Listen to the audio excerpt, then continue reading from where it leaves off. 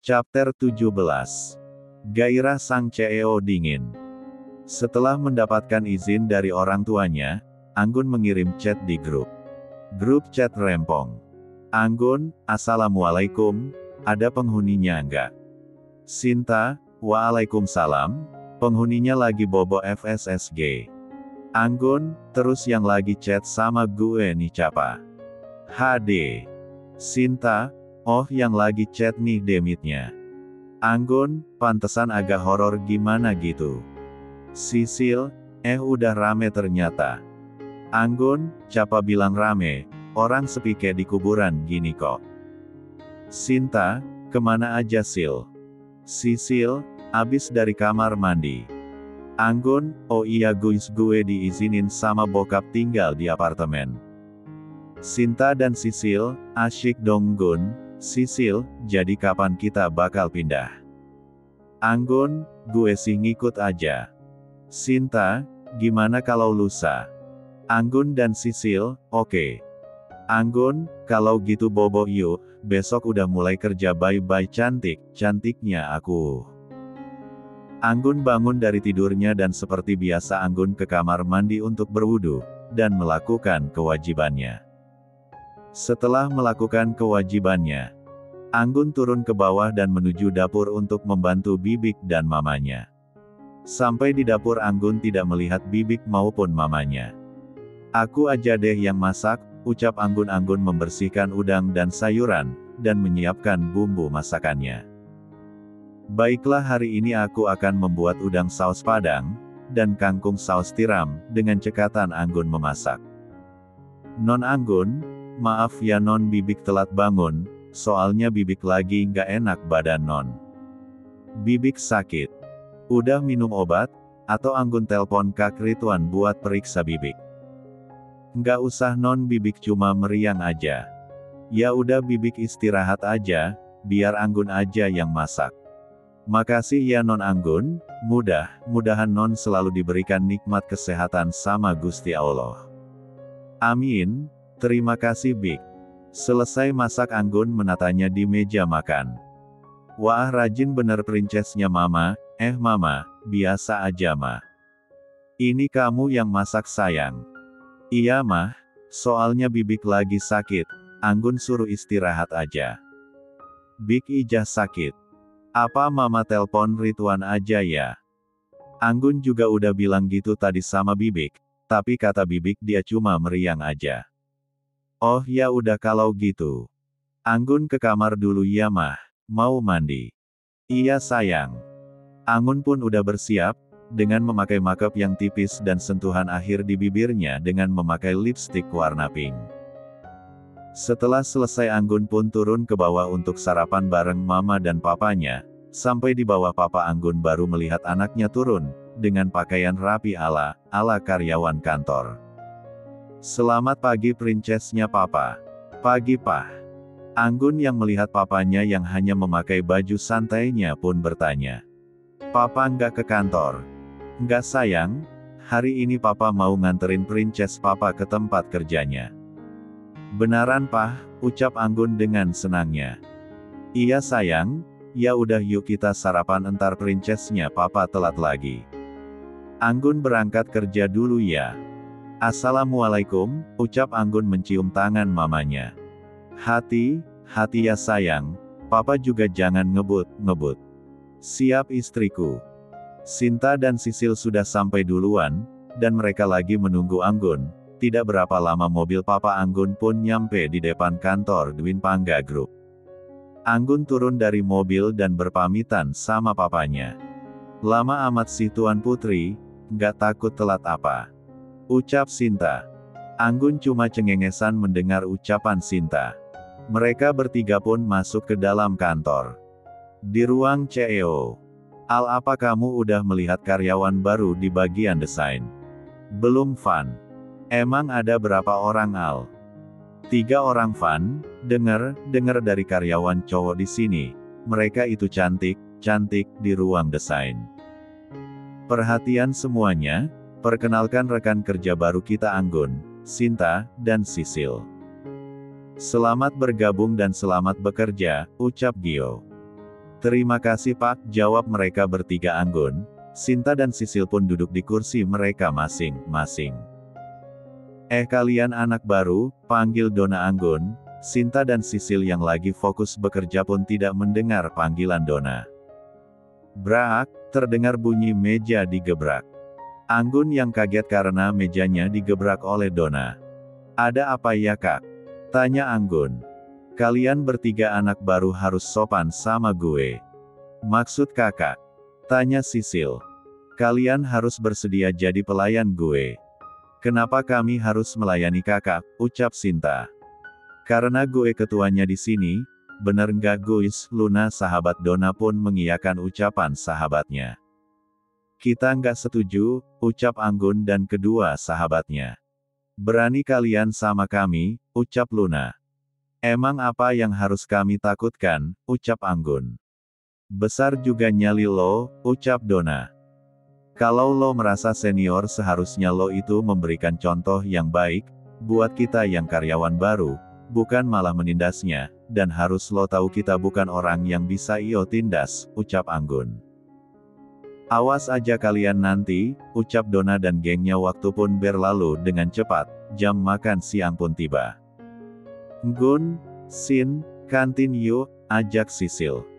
Kuilah, jawab Anggun dan Sinta. Anggun, Sinta dan Sisil berjalan menuju lift, Fandi dan Aldi juga berjalan menuju lift untuk CEO. Fandi yang melihat ke arah lift karyawan gak sengaja melihat Anggun. Dek, apa benar itu dia? Di saat Fandi ingin memastikan penglihatannya.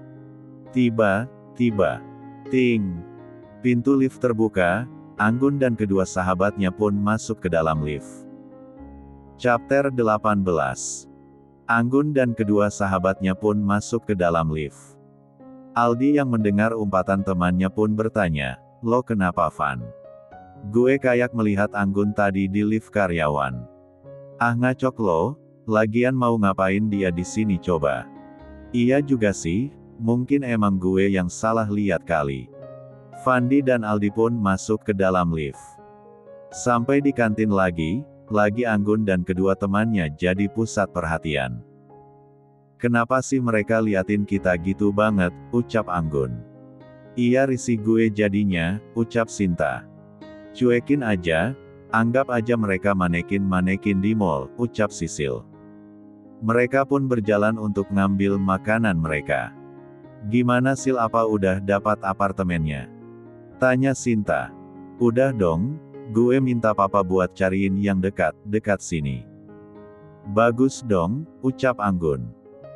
Gue salut sama papa lo Gun, mereka nggak pernah maksain lo untuk nurutin kemauan mereka, ucap Sinta.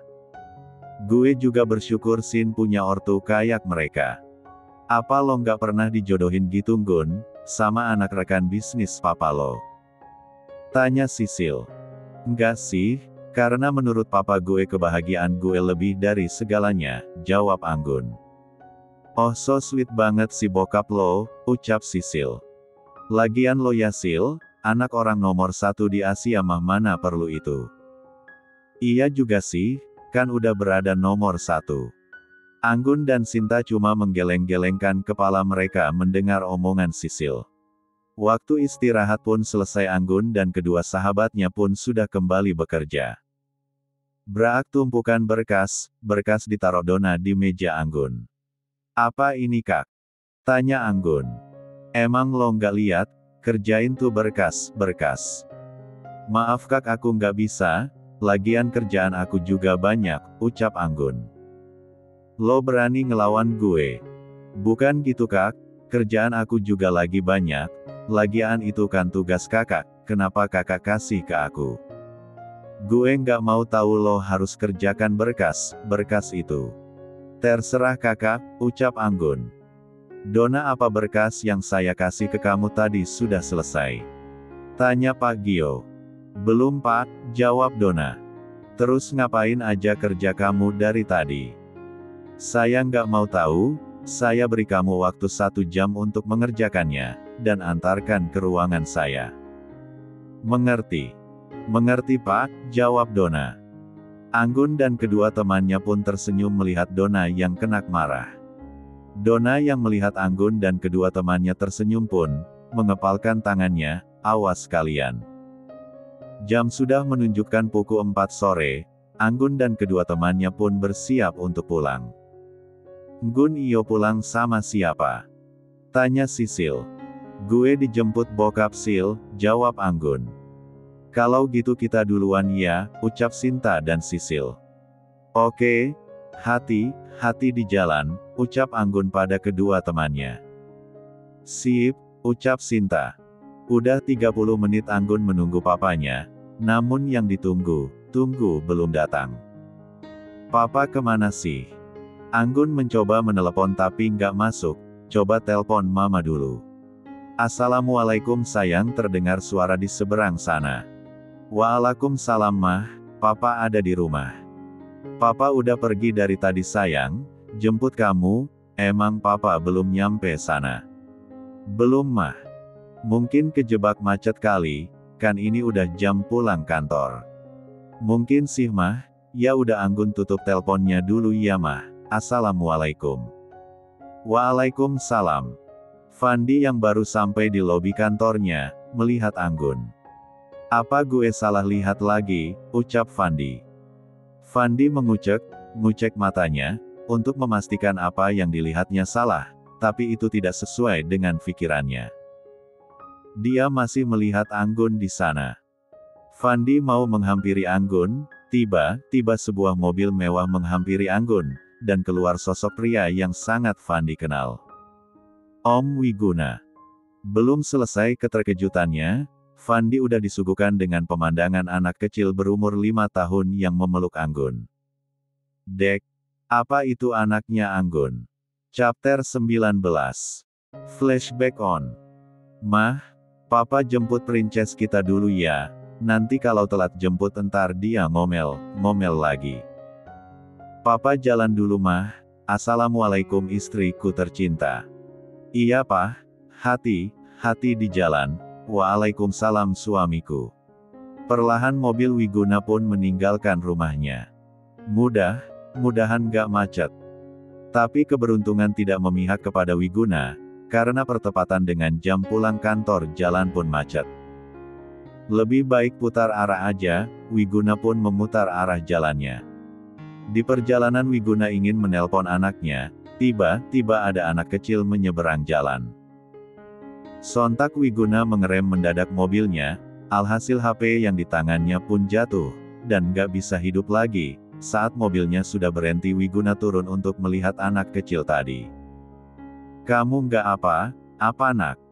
Tanya Wiguna kepada anak laki tersebut. Anak laki itu tidak menjawab, badannya gemetar karena takut. Wiguna yang melihat anak laki itu ketakutan mencoba mendekatinya. Kamu nggak usah takut, Om bukan orang jahat kok, ucap Wiguna. Anak kecil itu mencoba melihat Wiguna. Alangkah kagetnya Wiguna melihat wajah anak kecil itu, tubuhnya yang masih kecil sudah dipenuhi luka lebam. Siapa yang tega melakukan ini sama kamu sayang? Mama aku Om, kata mama aku menyebabkan papa pergi meninggalkan mama, dan kata mama aku anak pembawa sial, makanya mama mukul dan musir aku dari rumah Om, jawab anak laki itu. Terus kenapa kamu berlari ke jalanan sayang? Aku ketahuan mencuri Om, makanya aku lari, ucap anak laki itu sambil melihatkan roti yang ada di tangannya. Kenapa kok kamu bisa mencuri roti? Aku lapar Om, mau pulang pun aku takut dimarahin sama mama. Akhirnya aku mencuri roti ini Om. Aku tahu kalau mencuri itu perbuatan gak baik, tapi aku juga gak mau mati Om. Wiguna yang mendengar ucapan anak laki itu pun menangis. Bagaimana bisa anak sekecil itu bisa berbicara seperti itu, dan kenapa orang tuanya sangat tega kepada anaknya, apalagi dia seorang ibu. Kamu mau nggak ikut Om ke rumah Om? Om tidak akan menjualku kan? Tanya polos anak laki itu. Wiguna yang mendengar ucapan anak laki itu pun tersenyum. Om tidak akan menjualmu, percayalah. Om juga mempunyai seorang putri yang cantik, nanti kamu boleh memanggilnya kakak. Benarkah itu? Ucap anak laki itu dengan mata berbinar. Tentu, dan mulai sekarang kau boleh memanggil Om dengan sebutan Papa. Anak laki itu pun tersenyum dan memeluk Wiguna. Kalau Papa boleh tahu nama kamu siapa? Tanya Wiguna. Nama aku Aksa Om. Ups Papa, ucap Aska sambil tersenyum. Oke Aska, sekarang nama kamu Aska Cakra Wiguna, apa kamu suka? Suka Pah, tapi Wiguna itu nama siapa Pah? Nama keluarga Papa, karena sekarang Aska anak Papa, maka Papa memberikannya untuk Aska. Sekarang kita jemput kakak kamu, pasti dia sudah lama menunggu. Yuk Pah, ucap Aska. Akhirnya mobil Wiguna pun sampai di perusahaan Dwi Pangga Group, dan benar saja putrinya sudah menunggu dengan wajah yang kesal. Wiguna turun menghampiri anaknya. Maaf sayang Papa terlambat tadi, macet di jalan. Papa akan memperkenalkan kamu sama seseorang. Siapa Pah? Tanya Anggun. Papa Anggun pun membuka pintu mobil, dan keluarlah seorang anak laki berumur 5 tahun. Flashback off. Wah, ada siapa anak kecil ini Pah? Papa nggak menculiknya kan? Ucap Anggun. Ya nggak dong sayang. Sini peluk kakak, ucap Anggun. Dengan senang hati Aska memeluk Anggun. Kamu ganteng sekali boy, tapi kenapa wajahnya penuh lebam gini Pah? Entar Papa ceritain di rumah, sekarang kita pulang dulu. Mereka pun pulang menuju kediaman Wiguna. Di dalam mobil. Siapa nama kamu boy? Tanya Anggun. Aska Kak. Nama yang sangat bagus, Pah, kita supermarket bentar ya.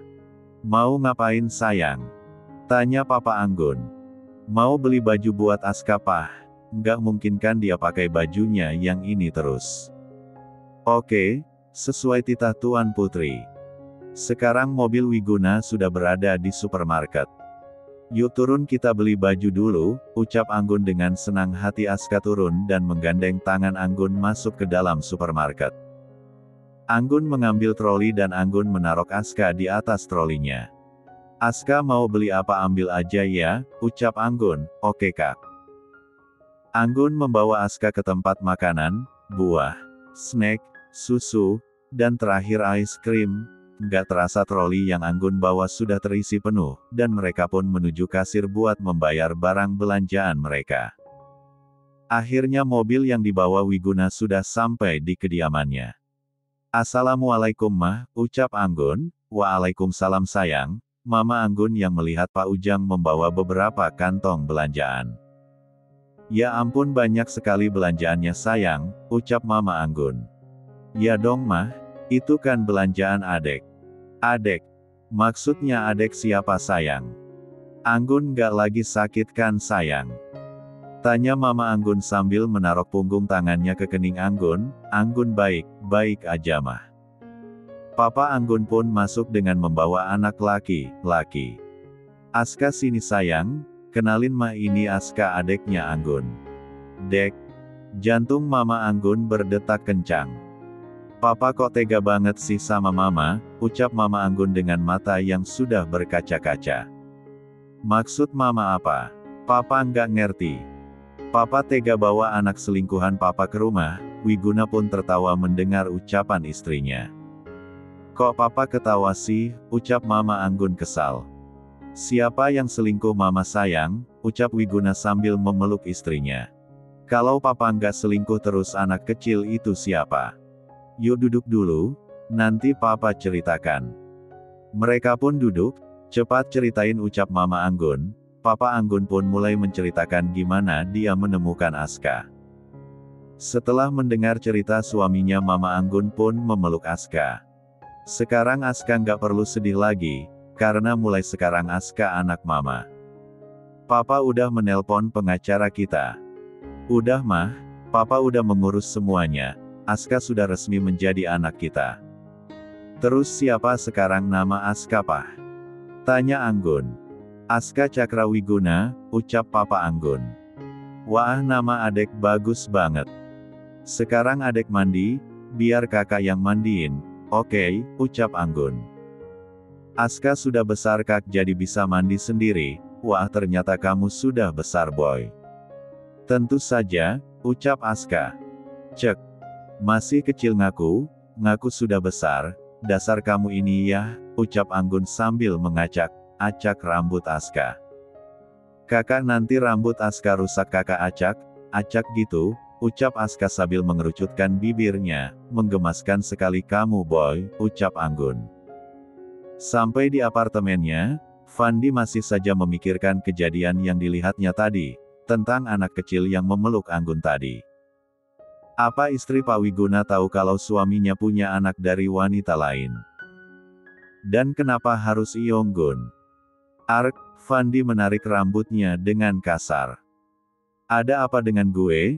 Padahal itu nggak ada urusannya sama gue, tapi entah kenapa gue merasa nggak rela Anggun sama Pak Wiguna. Apa gue udah gila? Gue harus ke dokter besok, ucap Fandi.